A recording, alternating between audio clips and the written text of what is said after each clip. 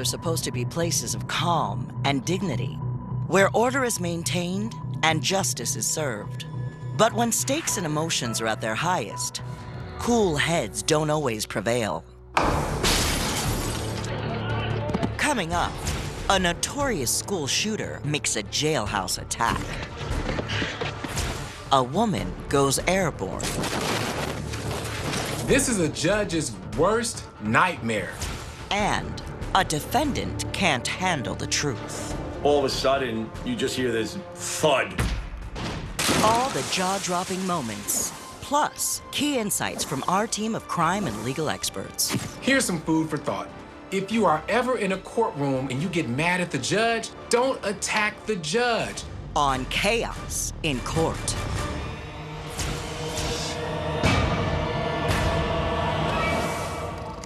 It's November 13th, 2018, and 19-year-old Nicholas Cruz is wandering around the common area of the Broward County Jail.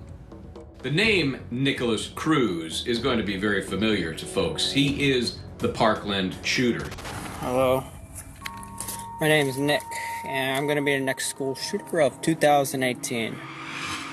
On Valentine's Day in 2018, Nicholas Cruz entered Stoneman Douglas High School with the goal of killing at least 20 people. He enters the school and he's walking down the hallway firing his gun indiscriminately.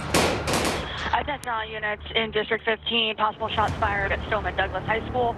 Students and faculty were scurrying and running for cover. Shots fired, 1200 building. Calls were being made to 911. 911, what's your emergency? Please, there's people here, there's people, they're all bleeding, they're gonna die. This assault took place for 6 minutes before it's believed that his gun jammed up, and then he decided to flee, blending in with the students and getting away. As police arrive and the SWAT team gets on scene, they enter the school and find several students and teachers that are injured, some of them dead. The total casualties for that day were 17 dead and 17 injured.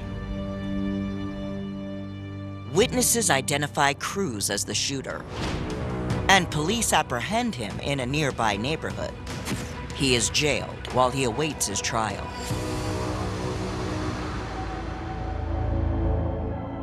So it's 9 months later, we're in the Broward County Jail, and Cruz is pacing back and forth. He is clearly agitated and in a state that appears to be confrontational. When I look at this kid, I see a kid who's boiling over with rage. The lone guard supervising him is Deputy Raymond Beltran. As Nicholas Cruz is making his circles around this room, he's apparently dragging his sandals, and somehow that's a problem for the guard, Mr. Beltran. And so he tells Cruz, hey, stop dragging your sandals.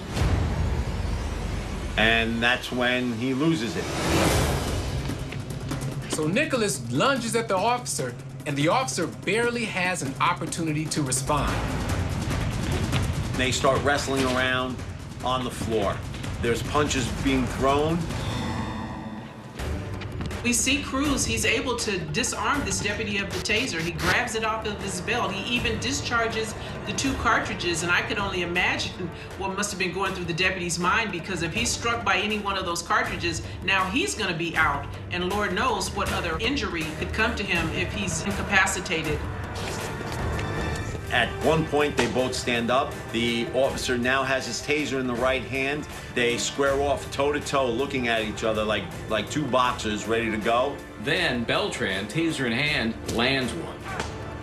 And he seems to rock Mr. Cruz, who backs off a little bit and really at that point just kind of gives up.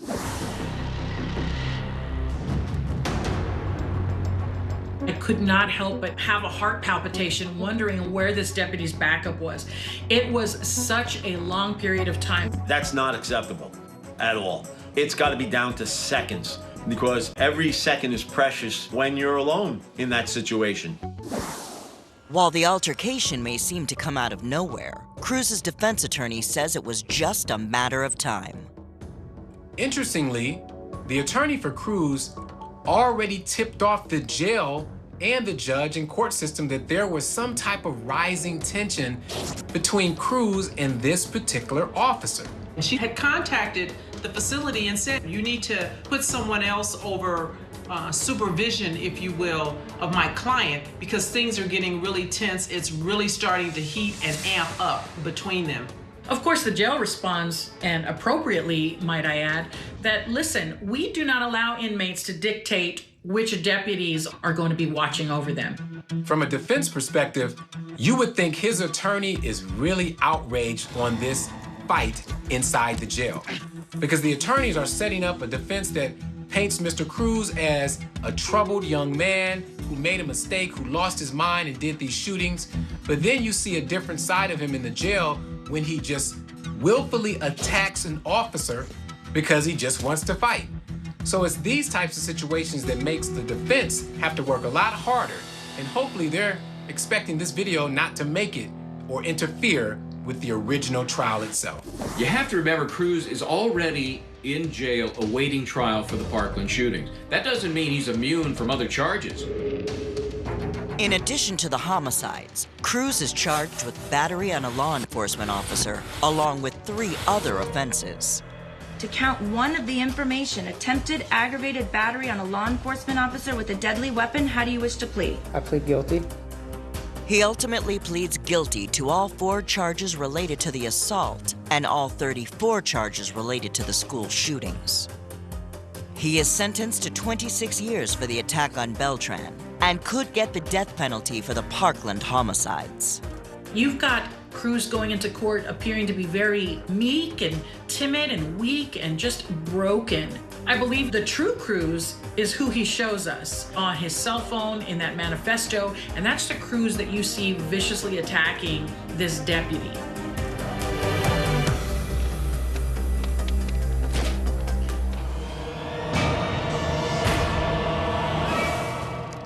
At the 57th Judicial Circuit Court in Monticello, Kentucky, Judge Jennifer Upchurch Edwards is presiding over a domestic violence case. The complainant is John Anderson, and the defendant is Melissa Hardwick. The couple had been married 22 years, got divorced 3 years before this hearing, and they have 3 kids together. The divorce was very contentious. They're still having problems, and John has filed an emergency protective order against Melissa. In John's petition, he gave a long list of situations in which Melissa acted in a violent manner. He said that at one point she grabbed a tow hitch and she broke some glass to get entry into the house. He said that she said if she's ever gonna kill anybody, it would be him. So he really feels at this point that she's a danger to himself as well as to their children. Are you asking the court to enter an order restraining the respondent from any contact with you? Yes, Your Honor. Things have been escalating, I guess, since the first of the year. So Mr. Anderson starts to tell the court about the conflict between he and Ms. Hardwick. Melissa's had a couple arrests, and she got out of jail in, I guess, April. She started... Our personal life is your business. But before he could even get 1 to 2 sentences into his testimony, Melissa Hardwick has already begun to interrupt. Nothing to do with Ms. Hardwick, no. You will be held in contempt of this court if you become disruptive. But Ms. Hardwick does not back down, and she doesn't shut up. I haven't done anything to this court. I haven't done anything to him. She will be arrested for contempt of the court. It doesn't make any difference. You will serve 10 days for contempt of court. Ms. Hardwick has other ideas. Go now. And like that, she is on the judge's bench. This is a judge's worst nightmare. The judge is just inches from this crazy woman who is apparently set on doing her harm. But before you know it, and before she can reach the judge, Deputy Adam Dodson steps in.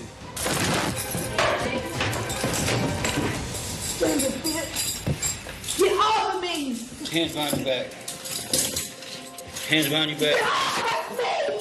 We hear her yelling and flapping around on the ground, demanding that they let her go. And the judge is just kind of sitting there looking at her, you know, like, told you. Bitch, wait and see. Got her? Fuck you. You'll be sad when it happens, Jennifer. So Ms. Hardwick decides to make her matters worse by threatening a judge. not even realizing that that could be a total separate charge in and of itself that could result in jail time. Once they got Melissa out of the courtroom, you could see the judge kind of fumbling with her papers there for several seconds. And as I watched her body language, it was clear to me that she was shaken by the whole thing, but she was able to maintain her professionalism. A new judge will have to be appointed to represent because she will be charged criminally for the threats that were made in open court today.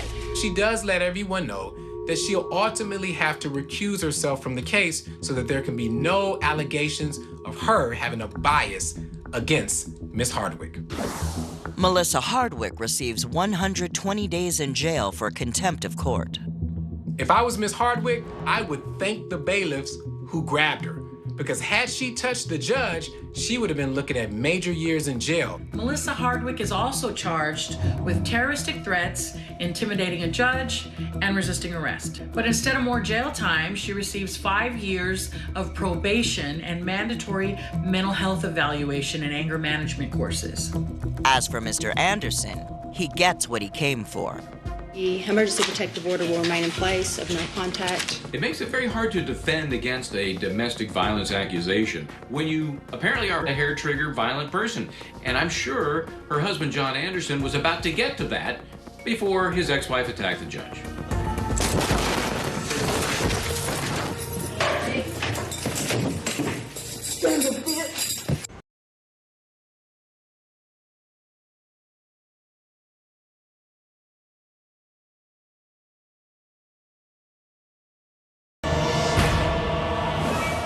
It's November 13th, 2017, in the North County Superior Court in Vista, California. Diane Lovejoy has been accused of and is now waiting for the jury's decision on whether she was involved in a murder-for-hire plot. In September of 2016, she allegedly hired someone to shoot her ex-husband, Greg Mulvihill, who she'd recently divorced. This is a bitter divorce, and part of that bitterness has to do with custody of their son. Initially, Diana is granted full custody of the child, but Greg comes back and says, hey, I want joint custody. All of a sudden now Diana has these allegations that Greg has mistreated her, abused her, and even worse, abused their son. Of course, an investigation is launched, and there is nothing that finds Greg guilty of any type of abuse of either Diana or the child. And the court awards Greg joint custody of their son. In addition to that, Greg was awarded $120,000 based on the evaluation of half their marital home. And she only had a matter of months to make that payment. Well, clearly, Diana was not having any of that. So, according to the prosecution, she begins to plot. On September 1st, 2016, Greg gets a phone call from a guy who claims to be a private eye. And the private investigator is telling Greg that he has evidence that Greg has been abusive to his son, and that evidence could cause him to lose his joint custody. But I'll sell it to you if you want to meet me at this secluded area. I'll give it to you instead of giving this information to your wife. Greg was probably intrigued. You know, he really felt like, I'm getting blackmailed. I want to put an end to that. And he was probably curious what this guy really had, if anything, on him. Greg gets his neighbor involved and asks him to accompany him. They end up taking a flashlight and a mini baseball bat to the area. When they arrive to the secluded meeting place, they find nothing. Jason Kovach, Greg's friend, testifies to what happens next. He shines the light around looking for things, and that's when I noticed, something that looked like a gun sticking out of the bushes. It's a sniper with a silencer.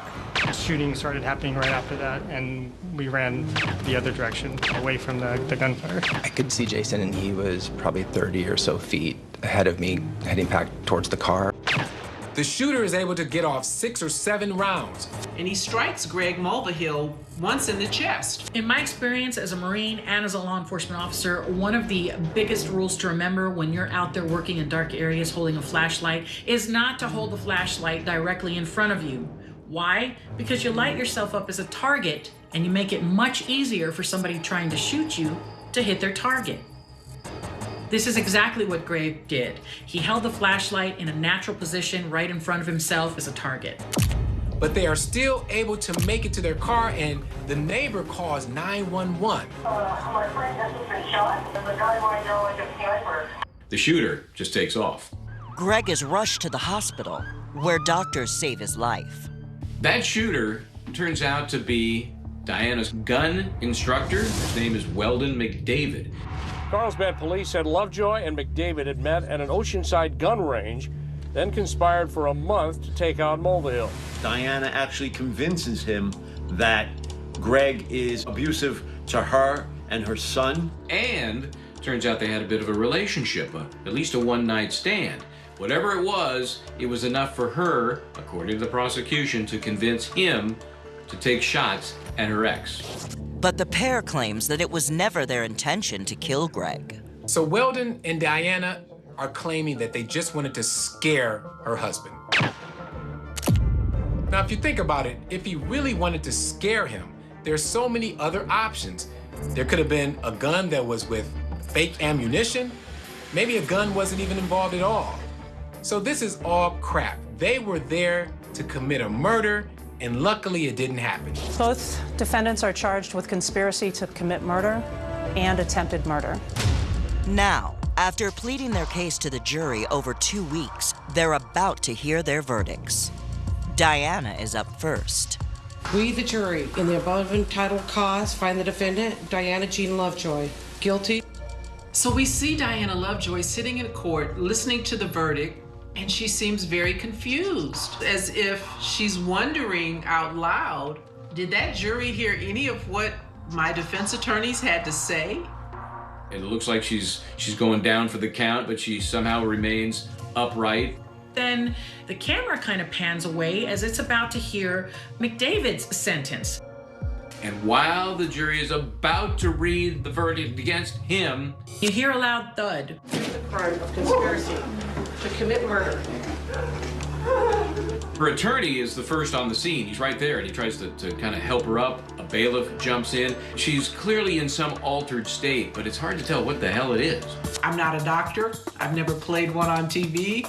But I think when you become unconscious, typically your eyes are not open, and her eyes were wide open, as if she was looking around to see what kind of a response she was getting. So in comes the stretcher, out goes Diana Lovejoy. Ultimately, she's fine, at least medically. Judicially, not so fine. Once Diana is gone, court resumes. You almost lose sight of the fact that her co-defendant is facing his fate as well. Weldon McDavid is found guilty of attempted murder and conspiracy and sentenced to 50 years in prison. At her sentencing 2 months later, Diana Lovejoy continues to claim her innocence. Would never take father away from him. I would never be able to do that. I think she was looking for some sympathy, which ultimately she didn't get. She is sentenced to 26 years in prison for conspiracy to commit murder and attempted murder. In the midst of all of this, the only person that she was really sorry for, not her child, certainly not Greg, but for herself. This was an attempt to further dissuade them from believing the truth, that she hired a hitman to take her child's father out of here.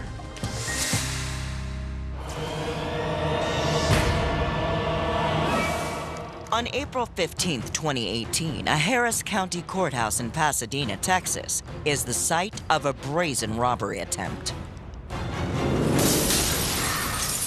Smashing right through the front doors is this pickup truck. They came equipped with a tow rope that they would use to wrap around the ATM machine and attach it to the car so that they could pull the ATM machine out of the building. This type of crime is usually referred to as a smash and grab. When you think of a smash and grab, normally it's like a jewelry store where the guys come in and they smash the counters and they grab the goods, but this is sort of a smash and grab on steroids, okay? However, they are not successful. The ATM breaks as they try to yank it out of the building, so the crew flees the scene. You can see the license plate, so you would think the police would be able to easily track these knuckleheads down, but unfortunately, it was a stolen vehicle. And I guess they figure if you don't succeed, The first time, try again. A few days later, they come back, smashing their car through the boarded up area that was put in place as a result of the first attempt. And once again, they try and make away with the ATM machine. I guess you have to appreciate their stick-to-itiveness, right? I have a hunch that the people involved in this crime, they've been in the courthouse in the recent months, and so they were able to kind of plan where they wanted to strike. As they are pushing it toward the truck, the ATM breaks open, and guess what? It's empty. And when they realize the ATM has no money, they skedaddle. But there's a reason these thieves are so persistent. This ATM smash and grab scheme actually began about a month earlier when this same crew was successful in knocking off a courthouse. Once they were successful, they began to hit more government buildings. Think about it this way. Where do people go to pay their fines and costs? Often it's a courthouse. So if any ATM machine would be fully stacked, you would think the one in the courthouse would be. In fact, over the next few weeks, they pull off the same crime at 2 more courthouses. But on May 22nd, 2018, their luck finally runs out. These guys decide to go after an ATM and a county tax office. They were able to get the ATM out of the building and onto their truck. But by this time, officers are on high alert for these types of thefts. They chase after the guys, and as they're trying to evade the police, the ATM plops out of the truck, crashes onto the ground. And then moments later, they end up crashing the truck, leading to their arrest. Ultimately, there were 7 people arrested, some of them family members in lookout cars, even with young children in the cars with them. During the 6 weeks, they made out with over $60,000 in cash, but they cost over $200,000 in damage. They are each penalized and given varied sentences based on their involvement, ranging from probation to 25 years in prison. Even though they experienced some initial success, ultimately this caper, the ATM smash and grab, just did not pay off.